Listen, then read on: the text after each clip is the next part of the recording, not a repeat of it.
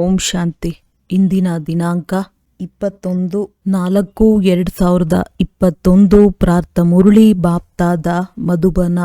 ಮಧುರ ಮಕ್ಕಳೇ, ಜ್ಞಾನ ಸಾಗರ ತಂದೆಯು ನೀವು ಮಕ್ಕಳ ಸನ್ಮುಖದಲ್ಲಿ ಜ್ಞಾನದ ನರ್ತನ ಮಾಡಲು ಬಂದಿದ್ದಾರೆ. ನೀವು ಬುದ್ಧಿವಂತ ಸೇವಾದಾರಿಗಳಾಗಿರಿ, ಆಗ ಜ್ಞಾನದ ನೃತ್ಯವು ಚೆನ್ನಾಗಿರುವುದು.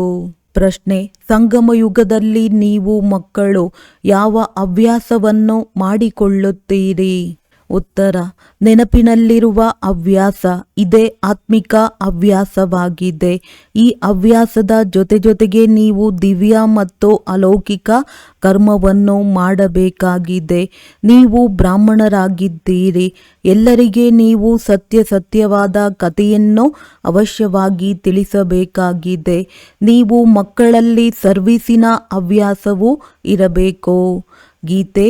ಧೈರ್ಯ ತಾಳು ಮಾನವನೇ. ಓಂ ಶಾಂತಿ. ಹೇಗೆ ಯಾರಾದರೂ ರೋಗಿಯಾಗಿದ್ದರೆ ಆ ರೋಗಿಯು ದುಃಖದಿಂದ ಬೇಗನೆ ಮುಕ್ತನಾಗುವ ಆಸೆಯನ್ನಿಟ್ಟುಕೊಳ್ಳುತ್ತಾರೆ. ವೈದ್ಯರೊಂದಿಗೆ ಕೇಳುತ್ತಾರೆ, ಈ ಕಾಯಿಲೆಯು ಯಾವಾಗ ಕಳೆಯುವುದು ಎಂದು. ಅವು ಹದ್ದಿನ ಮಾತುಗಳಾಗಿವೆ. ಇದು ಬೇಹದ್ದಿನ ಮಾತಾಗಿದೆ. ತಂದೆಯೇ ಬಂದು ಮಕ್ಕಳಿಗೆ ಸಲಹೆ ನೀಡುತ್ತಾರೆ. ಇದನ್ನಂತೂ ಮಕ್ಕಳು ತಿಳಿದುಕೊಂಡಿದ್ದೀರಿ. ಅವಶ್ಯವಾಗಿ ಇದು ಸುಖ ಮತ್ತು ದುಃಖದ ಆಟವಾಗಿದೆ.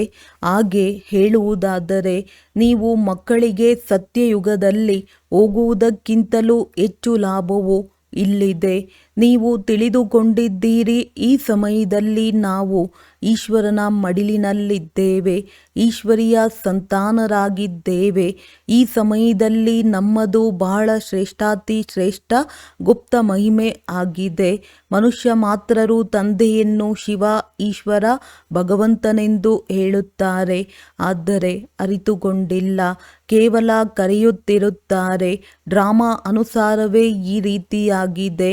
ಜ್ಞಾನ ಮತ್ತು ಅಜ್ಞಾನ ದಿನ ಮತ್ತು ರಾತ್ರಿ ಆಡುತ್ತಾ ಬರುತ್ತಾರೆ. ಆದರೆ ತಮೋ ಪ್ರಧಾನ ಬುದ್ಧಿಯವರು ಈ ರೀತಿಯಾಗಿ ಬಿಟ್ಟಿದ್ದಾರೆ. ತಮ್ಮನ್ನು ತಮೋ ಪ್ರಧಾನರೆಂದು ತಿಳಿದುಕೊಳ್ಳುವುದೇ ಇಲ್ಲ. ಯಾರ ಅದೃಷ್ಟದಲ್ಲಿ ತಂದೆಯ ಆಸ್ತಿ ಇದೆಯೋ ಅವರ ಬುದ್ಧಿಯಲ್ಲಿ ಇದು ಕುಳಿತುಕೊಳ್ಳುವುದು. ಮಕ್ಕಳಿಗೆ ತಿಳಿದಿದೆ, ನಾವು ಸಂಪೂರ್ಣ ಘೋರ ಅಂಧಕಾರದಲ್ಲಿದ್ದೆವು. ಈಗ ತಂದೆಯು ಬಂದಿದ್ದಾರೆ. ಆದ್ದರಿಂದ ಎಷ್ಟು ಬೆಳಕು ಸಿಕ್ಕಿದೆ. ತಂದೆಯು ಯಾವ ಜ್ಞಾನವನ್ನು ತಿಳಿಸುತ್ತಾರೆಯೋ ಅದು ಯಾವುದೇ ವೇದ, ಶಾಸ್ತ್ರ ಇತ್ಯಾದಿಗಳಲ್ಲಿ ಇಲ್ಲ. ಅದನ್ನು ಸಹ ತಂದೆಯು ಸಿದ್ಧ ಮಾಡಿ ತಿಳಿಸುತ್ತಾರೆ. ನೀವು ಮಕ್ಕಳಿಗೆ ರಚಯಿತ ಮತ್ತು ರಚನೆಯ ಆದಿ ಮಧ್ಯ ಅಂತ್ಯದ ಬೆಳಕನ್ನು ಕೊಡುತ್ತೇನೆ. ಅದು ನಂತರ ಪ್ರಾಯಲೋಪವಾಗಿ ಬಿಡುತ್ತದೆ. ನನ್ನ ವಿನಃ ಮತ್ಯಾರಿಗೂ ಜ್ಞಾನ ಸಿಗಲು ಸಾಧ್ಯವಿಲ್ಲ. ಈ ಜ್ಞಾನವು ಮತ್ತೆ ಪ್ರಾಯಲೋಪವಾಗಿ ಬಿಡುತ್ತದೆ. ಬುದ್ಧಿಯಲ್ಲಿ ಬರುತ್ತದೆ. ಕಲಿಯುಗವು ಕಳೆದು ಪುನಃ 5000 ವರ್ಷಗಳ ನಂತರ ಪುನರಾವರ್ತನೆಯಾಗುವುದು. ಇದು ಹೊಸ ಮಾತಾಗಿದೆ, ಶಾಸ್ತ್ರಗಳಲ್ಲಿಲ್ಲ. ತಂದೆಯು ಈ ಜ್ಞಾನವನ್ನು ಎಲ್ಲರಿಗೂ ಒಂದೇ ಸಮನಾಗಿ ಓದಿಸುತ್ತಾರೆ. ಆದರೆ ಧಾರಣೆಯಲ್ಲಿ ನಂಬರ್ ವಾರ್ ಇದೆ. ಕೆಲವರು ಒಳ್ಳೆಯ ಸೇವಾದಾರಿ ಮಕ್ಕಳು ಬರುತ್ತಾರೆ. ಆಗ ತಂದೆಯ ನರ್ತನವೂ ಸಹ ಅದೇ ರೀತಿ ನಡೆಯುತ್ತದೆ. ನೃತ್ಯ ಮಾಡುವವರನ್ನು ನೋಡುವವರು ಬಹಳ ಉಮಂಗದಲ್ಲಿದ್ದಾಗ ನರ್ತನ ಮಾಡುವವರೂ ಸಹ ಬಹಳ ಚೆನ್ನಾಗಿ ನರ್ತಿಸುತ್ತಾರೆ. ಕೆಲವರೇ ಕುಳಿತಿದ್ದರೆ ಸಾಮಾನ್ಯ ರೀತಿಯಿಂದ ಜ್ಞಾನ ನರ್ತನ ನಡೆಯುತ್ತದೆ. ವಾವ್ ವಾವ್ ಎನ್ನುವವರು ಅನೇಕರಿದ್ದರೆ ಅವರ ಉಲ್ಲಾಸವು ಹೆಚ್ಚುವುದು. ಇಲ್ಲಿಯೂ ಸಹ ಹಾಗೆಯೇ. ಮುರುಳಿಯನ್ನಂತೂ ಎಲ್ಲ ಮಕ್ಕಳು ಕುಳಿತು ಕೇಳಿಸಿಕೊಳ್ಳುತ್ತಾರೆ. ಆದರೆ ಸನ್ಮುಖದಲ್ಲಿ ಕೇಳುವ ಮಾತೇ ಬೇರೆ ಇರುತ್ತದೆ ಎಲ್ಲವೇ. ಕೃಷ್ಣನು ನರ್ತನ ಮಾಡುತ್ತಿದ್ದನೆಂದು ತೋರಿಸುತ್ತಾರೆ, ಆದರೆ ಅದು ನರ್ತನವಲ್ಲ. ವಾಸ್ತವದಲ್ಲಿ ಜ್ಞಾನದ ನರ್ತನವಾಗಿದೆ. ಶಿವ ತಂದೆಯು ಸ್ವಯಂ ತಿಳಿಸುತ್ತಾರೆ, ನಾನು ಜ್ಞಾನ ನರ್ತನ ಮಾಡಲು ಬರುತ್ತೇನೆ, ನಾನು ಜ್ಞಾನ ಸಾಗರನಾಗಿದ್ದೇನೆ ಅಂದಾಗ ಒಳ್ಳೊಳ್ಳೆಯ ಮಾತುಗಳು ಹೊರಬರುತ್ತವೆ. ಇದು ಜ್ಞಾನದ ಮುರುಳಿಯಾಗಿದೆ, ಯಾವುದೇ ಕಟ್ಟಿಗೆಯ ಮುರುಳಿಯಲ್ಲ. ಪತಿತ ಪಾವನನು ಬಂದು ಸ್ವಯಂ ರಾಜಯೋಗವನ್ನು ಕಲಿಸುವರೋ ಅವರು ಕೇವಲ ಕಟ್ಟಿಗೆಯ ಮುರುಳಿಯನ್ನು ನುಡಿಸುವರೋ? ತಂದೆಯು ಬಂದು ಈ ರೀತಿ ರಾಜಯೋಗವನ್ನು ಕಲಿಸುತ್ತಾರೆಂಬುದು ಯಾರ ವಿಚಾರದಲ್ಲಿಯೂ ಇರುವುದಿಲ್ಲ. ನೀವೀಗ ತಿಳಿದುಕೊಂಡಿದ್ದೀರಿ. ಉಳಿದ ಯಾವುದೇ ಮನುಷ್ಯ ಮಾತ್ರರಿಗೆ ಇದು ಬುದ್ಧಿಯಲ್ಲಿ ಬರಲು ಸಾಧ್ಯವಿಲ್ಲ. ಬರುವವರಲ್ಲಿಯೂ ನಂಬರ್ ವಾರ್ ಪದವಿಯನ್ನು ಪಡೆಯುತ್ತಾರೆ. ಕಲ್ಪದ ಮೊದಲು ಹೇಗೆ ಮಾಡಿದ್ದಾರೆಯೋ ಅದರನುಸಾರವೇ ಪುರುಷಾರ್ಥ ಮಾಡುತ್ತಾ ಇರುತ್ತಾರೆ. ನೀವು ತಿಳಿದುಕೊಂಡಿದ್ದೀರಿ. ಕಲ್ಪದ ಮೊದಲಿನ ತರಹ ತಂದೆಯು ಬಂದು ಎಲ್ಲ ರಹಸ್ಯಗಳನ್ನು ಸ್ಪಷ್ಟವಾಗಿ ತಿಳಿಸುತ್ತಾರೆ. ತಂದೆಯು ಹೇಳುತ್ತಾರೆ, ನಾನು ಸಹ ಬಂಧನದಲ್ಲಿ ಬಂಧಿತನಾಗಿದ್ದೇನೆ. ಪ್ರತಿಯೊಬ್ಬರೂ ಈ ಡ್ರಾಮಾದ ಬಂಧನದಲ್ಲಿ ಬಂಧಿತರಾಗಿದ್ದಾರೆ. ಸತ್ಯಯುಗದಲ್ಲಿ ಏನೆಲ್ಲವೋ ಆಗಿತ್ತೋ ಅದೇ ಆಗುವುದು. ಎಷ್ಟು ಪ್ರಕಾರದ ಯೋನಿಗಳಿವೆ. ಸತ್ಯಯುಗದಲ್ಲಿ ಇಷ್ಟೊಂದು ಯೋನಿಗಳಿರುವುದಿಲ್ಲ. ಅಲ್ಲಿ ವಿಭಿನ್ನತೆ ಇರುತ್ತದೆ. ನಂತರ ವೃದ್ಧಿ ಹೊಂದುತ್ತಾ ಇರುತ್ತಾರೆ. ಹೇಗೆ ಧರ್ಮಗಳು ಸಹ ಹೆಚ್ಚುತ್ತಾ ಹೋಗುತ್ತವೆ ಎಲ್ಲವೇ. ಸತ್ಯಯುಗದಲ್ಲಂತೂ ಇರಲಿಲ್ಲ. ಯಾವುದು ಸತ್ಯಯುಗದಲ್ಲಿತ್ತೋ ಅದನ್ನು ಪುನಃ ಸತ್ಯಯುಗದಲ್ಲಿಯೇ ಮಾಡುವರು. ಸತ್ಯಯುಗದಲ್ಲಿ ಯಾವುದೇ ಕೊಳಕು ಮಾಡುವಂತಹ ವಸ್ತುಗಳಿರುವುದಿಲ್ಲ. ಆ ದೇವಿ ದೇವತೆಗಳಿಗೆ ಭಗವಾನ್ ಭಗವತಿ ಎಂದು ಹೇಳುತ್ತಾರೆ. ಮತ್ಯಾವುದೇ ಖಂಡದಲ್ಲಿ ಎಂದು ಯಾರಿಗೂ ಭಗವಾನ್ ಭಗವತಿ ಎಂದು ಹೇಳಲು ಸಾಧ್ಯವಿಲ್ಲ. ಆ ದೇವತೆಗಳು ಅವಶ್ಯವಾಗಿ ಸ್ವರ್ಗದಲ್ಲಿ ರಾಜ್ಯ ಮಾಡುತ್ತಿದ್ದರು. ನೋಡಿ ಅವರಿಗೆ ಎಷ್ಟು ಗಾಯನವಿದೆ. ನೀವು ಮಕ್ಕಳಿಗೆ ಈಗ ಧೈರ್ಯವು ಬಂದು ಬಿಟ್ಟಿದೆ. ನೀವು ತಿಳಿದುಕೊಂಡಿದ್ದೀರಿ ನಮ್ಮ ಪದವಿಯು ಎಷ್ಟು ಶ್ರೇಷ್ಠವಾಗಿದೆ ಅಥವಾ ಕನಿಷ್ಠವಾಗಿದೆಯೇ, ನಾವು ಎಷ್ಟು ಅಂಕಗಳಿಂದ ತೇರ್ಗಡೆಯಾಗಬಹುದು. ಪ್ರತಿಯೊಬ್ಬರೂ ತಮ್ಮನ್ನು ತಿಳಿದುಕೊಳ್ಳಬಹುದು. ಇಂಥವರು ಚೆನ್ನಾಗಿ ಸರ್ವಿಸ್ ಮಾಡುತ್ತಿದ್ದಾರೆ. ನಡೆಯುತ್ತಾ ಕೆಲವೊಮ್ಮೆ ಬಿರುಗಾಳಿಗಳು ಬಂದು ಬಿಡುತ್ತವೆ. ತಂದೆಯಂತೂ ತಿಳಿಸುತ್ತಾರೆ, ಮಕ್ಕಳಿಗೆ ಯಾವುದೇ ಗ್ರಹಚಾರ, ಬಿರುಗಾಳಿ ಇತ್ಯಾದಿ ಬರದಿರಲಿ ಎಂದು. ಮಾಯೆಯು ಒಳ್ಳೊಳ್ಳೆಯ ಮಕ್ಕಳನ್ನು ಸಹ ಬೀಳಿಸಿ ಬಿಡುತ್ತದೆ. ಆದ್ದರಿಂದ ತಂದೆಯು ಧೈರ್ಯ ತರಿಸುತ್ತಾ ಇರುತ್ತಾರೆ, ಮಕ್ಕಳೇ ಇನ್ನು ಸ್ವಲ್ಪವೇ ಸಮಯವಿದೆ. ನೀವು ಬಹಳ ಸೇವೆಯನ್ನು ಮಾಡಬೇಕಾಗಿದೆ. ಪೂರ್ಣ ಸ್ಥಾಪನೆಯಾಗಿ ಬಿಟ್ಟರೆ ಮತ್ತೆ ಹೊರಟು ಹೋಗಲೇಬೇಕಾಗಿದೆ. ಇದರಲ್ಲಿ ಒಂದು ಕ್ಷಣವೂ ಹಿಂದೆ ಮುಂದೆ ಆಗಲು ಸಾಧ್ಯವಿಲ್ಲ. ಈ ರಹಸ್ಯವನ್ನು ಮಕ್ಕಳೇ ತಿಳಿದುಕೊಳ್ಳುತ್ತೀರಿ. ನಾವು ಸೃಷ್ಟಿ ನಾಟಕದ ಪಾತ್ರಧಾರಿಗಳಾಗಿದ್ದೇವೆ. ಇದರಲ್ಲಿ ನಮ್ಮದು ಮುಖ್ಯ ಪಾತ್ರವಾಗಿದೆ. ಭಾರತದ ಮೇಲೆ ಸೋಲು ಮತ್ತು ಗೆಲುವಿನ ಆಟವು ಮಾಡಲ್ಪಟ್ಟಿದೆ. ಭಾರತವೇ ಪಾವನವಾಗಿತ್ತು. ಎಷ್ಟೊಂದು ಶಾಂತಿ ಪವಿತ್ರತೆ ಇತ್ತು. ಇದು ಕೇವಲ ನೆನ್ನೆಯ ಮಾತಾಗಿದೆ. ನೆನ್ನೆ ನಾವೇ ಪಾತ್ರವನ್ನಭಿನಯಿಸಿದ್ದೇವೆ. 5000 ವರ್ಷಗಳ ಪಾತ್ರವೆಲ್ಲವೂ ನಿಗದಿಯಾಗಿದೆ. ನಾವು ಚಕ್ರವನ್ನು ಸುತ್ತಿ ಬಂದಿದ್ದೇವೆ. ಈಗ ಪುನಃ ತಂದೆಯೊಂದಿಗೆ ಬುದ್ಧಿಯೋಗವನ್ನಿಡುತ್ತೇವೆ. ಇದರಿಂದಲೇ ತುಕ್ಕು ಕಳೆಯುತ್ತದೆ. ತಂದೆಯ ನೆನಪು ಬರುವುದು ಮತ್ತು ಆಸ್ತಿಯು ಅವಶ್ಯವಾಗಿ ನೆನಪಿಗೆ ಬರುವುದು. ಮೊಟ್ಟ ಮೊದಲು ತಂದೆಯನ್ನು ಅರಿತುಕೊಳ್ಳಬೇಕಾಗಿದೆ. ತಂದೆಯು ತಿಳಿಸುತ್ತಾರೆ, ನೀವು ನನ್ನನ್ನು ಅರಿತುಕೊಳ್ಳುವುದರಿಂದ ಎಲ್ಲವನ್ನೂ ಅರಿತುಕೊಳ್ಳುವಿರಿ. ಜ್ಞಾನವು ಬಹಳ ಸಹಜವಾಗಿದೆ, 1 ಸೆಕೆಂಡಿನದ್ದಾಗಿದೆ.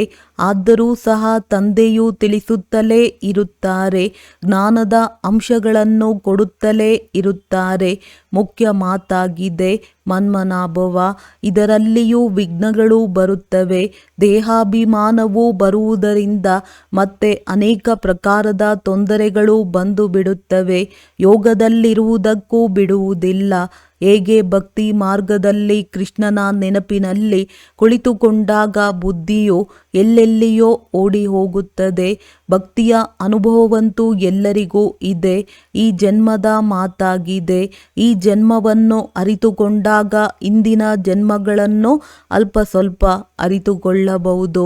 ಮಕ್ಕಳಿಗೆ ತಂದೆಯನ್ನು ನೆನಪು ಮಾಡುವುದು ಹವ್ಯಾಸವಾಗಿ ಬಿಟ್ಟಿದೆ. ಎಷ್ಟು ನೆನಪು ಮಾಡುತ್ತೀರೋ ಅಷ್ಟು ಖುಷಿಯು ಹೆಚ್ಚುತ್ತದೆ. ಜೊತೆಗೆ ದಿವ್ಯ ಅಲೌಕಿಕ ಕರ್ಮವನ್ನು ಮಾಡಬೇಕಾಗಿದೆ. ನೀವು ಬ್ರಾಹ್ಮಣರಾಗಿದ್ದೀರಿ. ಸತ್ಯನಾರಾಯಣನ ಕಥೆಯನ್ನು, ಅಮರ ಕಥೆಯನ್ನು ನೀವು ತಿಳಿಸುತ್ತೀರಿ. ಮೂಲ ಮಾತು ಒಂದೇ ಆಗಿದೆ. ಅದರಲ್ಲಿ ಎಲ್ಲವೂ ಬಂದು ಬಿಡುತ್ತದೆ. ನೆನಪಿನಿಂದಲೇ ವಿಕರ್ಮಗಳು ವಿನಾಶವಾಗುತ್ತವೆ. ಇದೊಂದೇ ಆತ್ಮಿಕ ಹವ್ಯಾಸವಾಗಿದೆ. ತಂದೆಯು ತಿಳಿಸುತ್ತಾರೆ, ಜ್ಞಾನವು ಬಹಳ ಸಹಜವಾಗಿದೆ. ಕನ್ಯೆಯರ ಹೆಸರಿನ ಗಾಯನವಿದೆ. ಅದರ್ ಕುಮಾರಿ ಕನ್ಯೆ ಕುಮಾರಿಯ ಹೆಸರು ಎಲ್ಲದಕ್ಕಿಂತ ಹೆಚ್ಚು ಪ್ರಸಿದ್ಧವಾಗಿದೆ. ಅವರಿಗೆ ಯಾವುದೇ ಬಂಧನವಿರುವುದಿಲ್ಲ. ಆ ಪತಿಯಂತೂ ವಿಕಾರಿಯನ್ನಾಗಿ ಮಾಡಿಬಿಡುತ್ತಾರೆ. ಆದರೆ ಈ ತಂದೆಯು ಸ್ವರ್ಗದಲ್ಲಿ ಹೋಗುವುದಕ್ಕಾಗಿ ಶೃಂಗರಿಸುತ್ತಾರೆ. ಮಧುರ ಸಾಗರದಲ್ಲಿ ಕರೆದುಕೊಂಡು ಹೋಗುತ್ತಾರೆ. ತಂದೆಯು ತಿಳಿಸುತ್ತಾರೆ, ಈ ಹಳೆಯ ಪ್ರಪಂಚವನ್ನು ಹಳೆಯ ದೇಹ ಸಹಿತವಾಗಿ ಸಂಪೂರ್ಣ ಮರೆತು ಬಿಡಿ.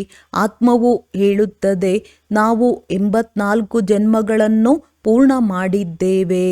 ಈಗ ಪುನಃ ನಾವು ತಂದೆಯಿಂದ ಪೂರ್ಣ ಆಸ್ತಿಯನ್ನು ತೆಗೆದುಕೊಳ್ಳುತ್ತೇವೆ ಎಂದು ಸಾಹಸವನ್ನು ಇಡುತ್ತೇವೆ. ಆದರೂ ಮಾಯೆಯೊಂದಿಗೆ ಯುದ್ಧವಂತೂ ಇದೆ. ಮೊಟ್ಟ ಮೊದಲಿಗೆ ಈ ಬ್ರಹ್ಮ ತಂದೆ ಇದ್ದಾರೆ. ಇವರ ಬಳಿ ಮಾಯೆಯ ಹೆಚ್ಚು ಬಿರುಗಾಳಿಗಳು ಬರುತ್ತವೆ.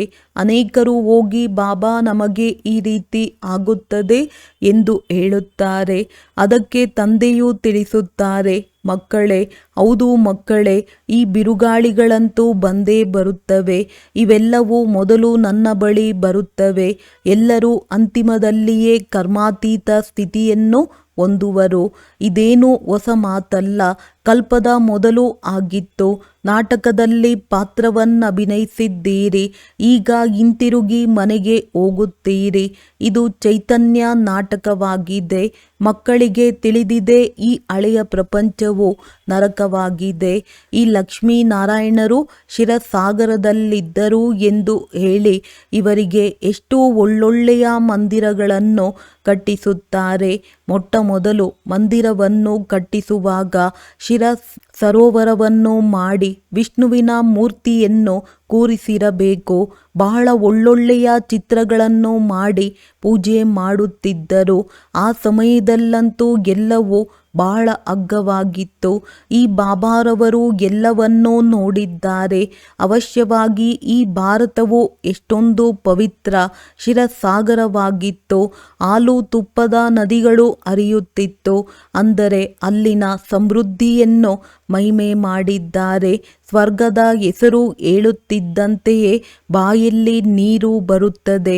ನೀವು ಮಕ್ಕಳಿಗೆ ಈಗ ಜ್ಞಾನದ 3ನೇ ನೇತ್ರವೂ ಸಿಕ್ಕಿದೆ. ಆದ್ದರಿಂದ ಅರಿವು ಮೂಡಿದೆ. ಬುದ್ಧಿಯು ತನ್ನ ಮನೆಗೆ ಹೊರಟು ಹೋಗುತ್ತದೆ. ನಂತರ ಸ್ವರ್ಗದಲ್ಲಿ ಬರುತ್ತೇವೆ. ಅಲ್ಲಿ ಎಲ್ಲವೂ ಹೊಸದಾಗಿರುವುದು. ಈ ಬಾಬಾರವರು ಶ್ರೀನಾರಾಯಣನ ಮೂರ್ತಿಯನ್ನು ನೋಡಿ ಬಹಳ ಖುಷಿ ಪಡುತ್ತಿದ್ದರು. ಬಹಳ ಪ್ರೀತಿಯಿಂದ ಇಟ್ಟುಕೊಳ್ಳುತ್ತಿದ್ದರು. ನಾನೇ ಈ ರೀತಿಯಾಗುತ್ತೇನೆ ಎಂಬುದು ಇವರಿಗೆ ತಿಳಿದಿರಲಿಲ್ಲ. ಈ ಜ್ಞಾನವಂತೂ ಈಗ ತಂದೆಯಿಂದ ಸಿಕ್ಕಿದೆ. ನಿಮಗೆ ಬ್ರಹ್ಮಾಂಡ ಮತ್ತು ಸೃಷ್ಟಿ ಚಕ್ರದ ಆದಿ ಮಧ್ಯ ಅಂತ್ಯದ ಜ್ಞಾನವಿದೆ. ನಾವು ಹೇಗೆ ಚಕ್ರವನ್ನು ಸುತ್ತುತ್ತೇವೆ, ತಂದೆಯು ನಮಗೆ ರಾಜಯೋಗವನ್ನು ಕಲಿಸುತ್ತಿದ್ದಾರೆ ಎಂಬುದೆಲ್ಲವನ್ನು ತಿಳಿದುಕೊಂಡಿದ್ದೀರಿ. ನೀವು ಮಕ್ಕಳಿಗೆ ಬಹಳ ಖುಷಿ ಇರಬೇಕು. ಇನ್ನು ಸ್ವಲ್ಪವೇ ಸಮಯವಿದೆ. ಶರೀರಕ್ಕೆ ಒಂದಲ್ಲ ಒಂದು ಆಗುತ್ತಿರುತ್ತದೆ. ನಿಮ್ಮದು ಇದು ಅಂತಿಮ ಜನ್ಮವಾಗಿದೆ. ಡ್ರಾಮಾ ಪ್ಲಾನ್ ಅನುಸಾರ ಈಗ ನಿಮ್ಮ ಸುಖದ ದಿನಗಳು ಬರುತ್ತಿದೆ. ನೀವು ನೋಡುತ್ತಿದ್ದೀರಿ, ವಿನಾಶವು ಸನ್ಮುಖದಲ್ಲಿ ನಿಂತಿದೆ. ನಿಮಗೆ ಮೂರನೇ ನೇತ್ರ ಸಿಕ್ಕಿದೆ. ಮೂಲವತನ, ಸೂಕ್ಷ್ಮವತನ, ಸ್ಥೂಲವತನವನ್ನು ಚೆನ್ನಾಗಿ ಅರಿತುಕೊಂಡಿದ್ದೀರಿ. ಈ ಸ್ವದರ್ಶನ ಚಕ್ರವು ನಿಮ್ಮ ಬುದ್ಧಿಯಲ್ಲಿ ಸುತ್ತುತ್ತಿರುತ್ತದೆ. ಖುಷಿಯಾಗುತ್ತದೆ. ಈ ಸಮಯದಲ್ಲಿ ನಮಗೆ ಬೇಹದ್ದಿನ ತಂದೆಯು ಶಿಕ್ಷಕನಾಗಿ ಓದಿಸುತ್ತಾರೆ. ಆದರೆ ಹೊಸ ಮಾತಾಗಿರುವ ಕಾರಣ ಪದೇ ಪದೇ ಮರೆತು ಹೋಗುತ್ತೀರಿ. ಇಲ್ಲವಾದರೆ ಬಾಬಾ ಎಂದು ಹೇಳಿದೊಡನೆಯೇ ಖುಷಿಯ ನಶೆ ಏರಿಬಿಡಬೇಕು. ರಾಮತೀರ್ಥರು ಶ್ರೀಕೃಷ್ಣನ ಭಕ್ತರಾಗಿದ್ದರು. ಕೃಷ್ಣನ ದರ್ಶನಕ್ಕಾಗಿ ಎಷ್ಟೊಂದು ಪರಿಶ್ರಮ ಪಡುತ್ತಿದ್ದರು. ಅವರಿಗೆ ಸಾಕ್ಷಾತ್ಕಾರವಾಯಿತು ಮತ್ತು ಖುಷಿಯಾಯಿತು. ಆದರೆ ಅದರಿಂದೇನಾಯಿತು? ಏನೂ ಸಿಗಲಿಲ್ಲ.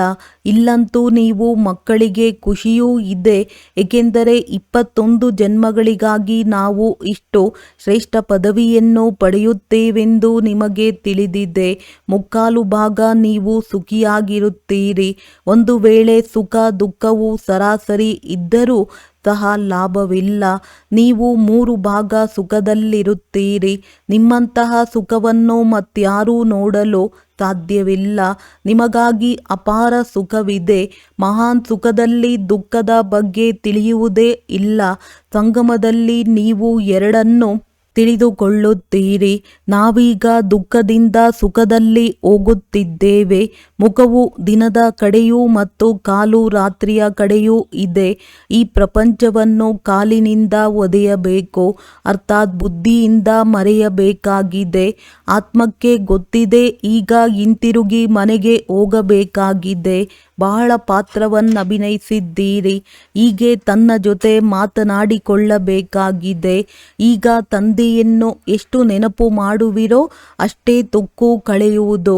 ಎಷ್ಟು ತಂದೆಯ ಸೇವೆಯಲ್ಲಿದ್ದು ಸಮಾನರನ್ನಾಗಿ ಮಾಡಿಕೊಳ್ಳುವಿರೋ ಅಷ್ಟೇ ತಂದೆಯನ್ನು ಪ್ರತ್ಯಕ್ಷ ಮಾಡುತ್ತೀರಿ.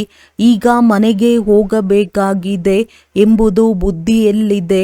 ಆದ್ದರಿಂದ ಮನೆಯನ್ನೇ ನೆನಪು ಮಾಡಬೇಕು. ಹಳೆಯ ಮನೆಯು ಬೀಳುತ್ತಿರುತ್ತದೆ. ಈಗ ಹೊಸ ಮನೆ ಎಲ್ಲಿ? ಹಳೆಯ ಮನೆ ಎಲ್ಲಿ? ಇದು ವಿಷಯ ವೈತರಣಿ ನದಿಯಾಗಿದೆ. ಒಬ್ಬರು ಇನ್ನೊಬ್ಬರನ್ನು ಹೊಡೆಯುತ್ತಾ ಜಗಳವಾಡುತ್ತಾ ಇರುತ್ತಾರೆ. ಅದರಲ್ಲಿ ತಂದೆಯು ಬಂದಾಗಿನಿಂದ ಯುದ್ಧವು ಬಹಳ ಆರಂಭವಾಗಿ ಬಿಟ್ಟಿದೆ. ಒಂದು ವೇಳೆ ಸ್ತ್ರೀಯು ವಿಕಾರದಲ್ಲಿ ಭಾಗಿಯಾಗದಿದ್ದರೆ ಎಷ್ಟೊಂದು ತೊಂದರೆ ಕೊಡುತ್ತಾರೆ, ಎಷ್ಟೊಂದು ತಲೆ ಕೆಡಿಸಿಕೊಳ್ಳುತ್ತಾರೆ. ಕಲ್ಪದ ಮೊದಲು ಅತ್ಯಾಚಾರವಾಗಿತ್ತು. ಅದು ಈಗಿನ ಮಾತು ಗಾಯನ ಮಾಡಲ್ಪಟ್ಟಿದೆ. ನೋಡುತ್ತೀರಿ, ಎಷ್ಟೊಂದು ಕೂಗುತ್ತಾರೆ. ಸೃಷ್ಟಿ ನಾಟಕದ ಅದೇ ಪಾತ್ರವು ಅಭಿನಯಿಸಲ್ಪಡುತ್ತಿದೆ. ಇದು ತಂದೆಗೆ ಗೊತ್ತು ಮತ್ತು ಮಕ್ಕಳಿಗೆ ಗೊತ್ತು, ಮತ್ಯಾರಿಗೂ ಗೊತ್ತಿಲ್ಲ. ಮುಂದೆ ಹೋದಂತೆ ಎಲ್ಲರೂ ತಿಳಿದುಕೊಳ್ಳುವರು. ಪತಿತ ಪಾವನ ಸರ್ವರ ಸದ್ಗತಿ ದಾತನು ತಂದೆಯಾಗಿದ್ದಾರೆಂದು ಆಡುತ್ತಾರೆ. ನೀವು ಇದನ್ನು ಯಾರಿಗೆ ಬೇಕಾದರೂ ತಿಳಿಸಬಲ್ಲಿರಿ. ಭಾರತವು ಸ್ವರ್ಗ ಮತ್ತು ನರಕ ಹೇಗಾಗುತ್ತದೆ ಎಂಬುದನ್ನು ತಾವು ಬಂದರೆ ನಿಮಗೆ ಇಡೀ ವಿಶ್ವದ ಚರಿತ್ರೆ ಭೂಗೋಳವನ್ನು ನಾವು ತಿಳಿಸುತ್ತೇವೆ. ಈ ಬೇಹದ್ದಿನ ಚರಿತ್ರೆ ಭೂಗೋಳವು ಈಶ್ವರನಿಗೆ ಗೊತ್ತು ಮತ್ತು ಈಶ್ವರನ ಮಕ್ಕಳಾದ ನಿಮಗೆ ಗೊತ್ತು. ಪವಿತ್ರತೆ, ಸುಖ, ಶಾಂತಿಯು ಹೇಗೆ ಸ್ಥಾಪನೆಯಾಗುತ್ತದೆ ಎಂಬ ಚರಿತ್ರೆ ಭೂಗೋಳವನ್ನು ಅರಿತುಕೊಳ್ಳುವುದರಿಂದ ನೀವು ಮತ್ತೆಲ್ಲವನ್ನು ಅರಿತುಕೊಳ್ಳುವಿರಿ. ಬೇಹದ್ದಿನ ತಂದೆಯಿಂದ ನೀವು ಅವಶ್ಯವಾಗಿ ಬೇಹದ್ದಿನ ಆಸ್ತಿಯನ್ನು ತೆಗೆದುಕೊಳ್ಳುವಿರಿ. ಇದನ್ನು ಬಂದು ತಿಳಿದುಕೊಳ್ಳಿ. ಭಾಷಣದ ವಿಷಯಗಳು ಬಹಳಷ್ಟಿವೆ. ನೀವು ಮಕ್ಕಳ ಬುದ್ಧಿಯೇ ಈಗ ಸಂಪನ್ನವಾಗಿ ಬಿಟ್ಟಿದೆ. ಎಷ್ಟೊಂದು ಖುಷಿಯ ನಶೆ ಏರುತ್ತದೆ. ಸಂಪೂರ್ಣ ಜ್ಞಾನವು ನೀವು ಮಕ್ಕಳ ಬಳಿ ಇದೆ. ಜ್ಞಾನಪೂರ್ಣ ತಂದೆಯಿಂದ ಜ್ಞಾನವು ಸಿಗುತ್ತಿದೆ. ಮತ್ತೆ ನಾವೇ ಹೋಗಿ ಲಕ್ಷ್ಮೀನಾರಾಯಣರಾಗುತ್ತೇವೆ. ನಂತರ ಸತ್ಯಯುಗದಲ್ಲಿ ಈ ಜ್ಞಾನವೇನೂ ಇರುವುದಿಲ್ಲ. ತಿಳಿದುಕೊಳ್ಳುವ ಎಷ್ಟೊಂದು ಗುಹ್ಯ ಮಾತುಗಳಾಗಿವೆ. ಮಕ್ಕಳು ಏಣಿಯನ್ನು ಬಹಳ ಚೆನ್ನಾಗಿ ತಿಳಿದುಕೊಂಡಿದ್ದೀರಿ ಅಂದಾಗ ಈ ಚಕ್ರವು 84 ಜನ್ಮಗಳದ್ದಾಗಿದೆ. ಈಗ ಮನುಷ್ಯರಿಗೂ ಸಹ ಸ್ಪಷ್ಟ ಮಾಡಿ ತಿಳಿಸಬೇಕಾಗಿದೆ. ಈಗ ಇದಕ್ಕೆ ಸ್ವರ್ಗ ಅಥವಾ ಪಾವನ ಪ್ರಪಂಚವೆಂದು ಹೇಳುವುದಿಲ್ಲ. ಸತ್ಯಯುಗವೇ ಬೇರೆ, ಕಲಿಯುಗವೇ ಬೇರೆಯಾಗಿದೆ. ಈ ಚಕ್ರವು ಹೇಗೆ ಸುತ್ತುತ್ತದೆ ಎಂಬುದನ್ನು ತಿಳಿಸಲು ಬಹಳ ಸಹಜವಾಗಿದೆ. ತಿಳುವಳಿಕೆಯು ಬಹಳ ಚೆನ್ನಾಗಿದೆ.